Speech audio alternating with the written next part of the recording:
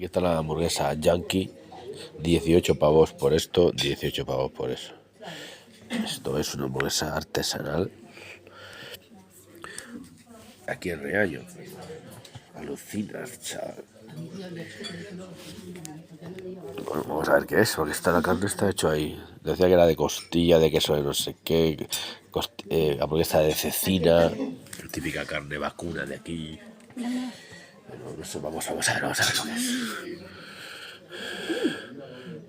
Esa es la idea. Buenísimo. Bueno, ya que eso habrá que probar cosas Buenas. contundentes.